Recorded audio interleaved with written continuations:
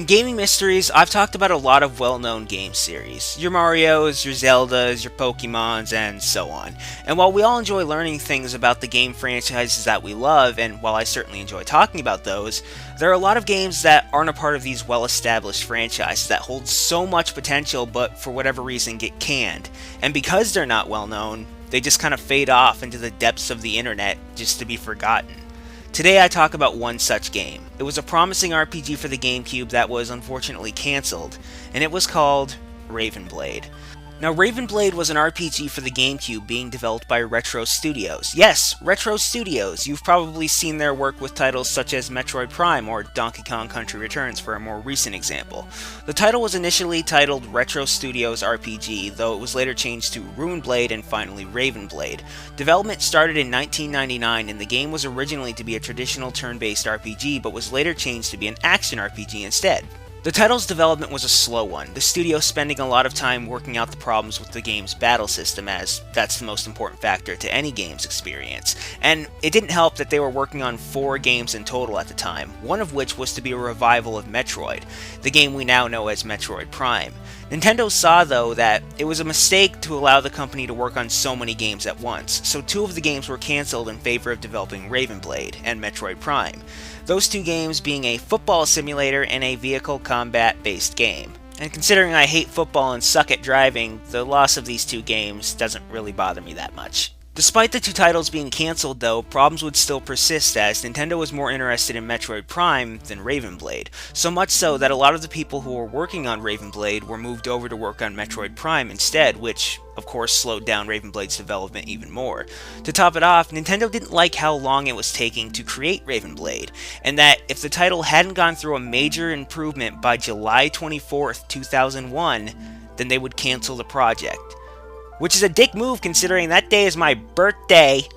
5 days before the 24th though, Retro Studios and Nintendo announced that Ravenblade had been cancelled. Now it's a shame that the title was cancelled as, at least to me, it seemed like a very promising title, even though little is known of what the game would be like outside of little bits of footage found, but we do have some handy dandy bullet points from Nintendo and other various quote-unquote inside sources that try to give you an idea of what the game was going to be like, though I have to admit, most of these seem more like common sense than actually informative, but here we go.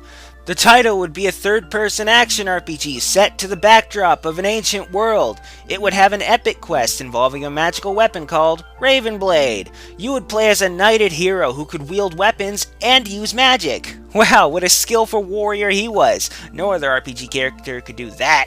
You would interact with townspeople, blacksmiths, magicians, a king, and more. You could engage in real-time 3D battles, as opposed to turn-based ones. Wow! Amass items, weapons, and magic. Travel to cryptic ruins filled with demonic beasts, or to a city that floats high in the sky, above the land. I get it, it floats. The game would feature an advanced 3D engine that allowed for super realistic high polygon models, beautiful lighting effects, cinema quality animations, and more. And best of all, single player adventure! Seriously, that's the last bullet point, single player adventure. So, what you're trying to say is, this is an RPG where you wield weapons, use magic, talk to people, it has an epic quest, and single player adventure? Fuck damn it, I'm sold! Okay, the bullet points kinda sucked, but I do think the game looked promising. Yeah, it looks like it needed to be polished up a bit, but I think had they kept with it, this could have been a pretty good game. Plus, the GameCube didn't really have a long list of RPGs. It had some greats, don't get me wrong, but compared to the PS2, it was severely lacking, as did the N64 when compared to the PS1, so it would have been nice to have another RPG for the system.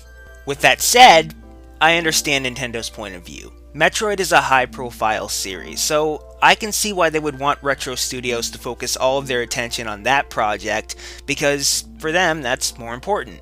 But new IPs are important too, especially promising ones, though perhaps the game isn't as promising as I think, because apparently there's a quote from the president of Retro Studios that basically says they straight up burned the last copy of Ravenblade they had, and he went on to say that, and I quote, "I just couldn't believe that we even came close to making anything like that because it was absolutely horrible." Way to bum me out, man. But that's Raven Blade. Perhaps it's for the best that it was cancelled. I mean, Metroid Prime turned out fantastic, and had the company been juggling 2 games, maybe that wouldn't have been the case. And the president basically said that the game was shit, but I'm gonna stick to my guns on this one. I still think it's a shame the title wasn't finished. Even if the developer thought it was horrible, no one has the ability to see into the future. Yet. We don't know what the game would have been like had it been finished. Anything could have happened. It could have been great and amazing and stuff. But we'll never know if that's the case, because it got cancelled. And they're not gonna make it, because it was cancelled. This has been Gaming Mysteries. Thanks for watching. It was cancelled.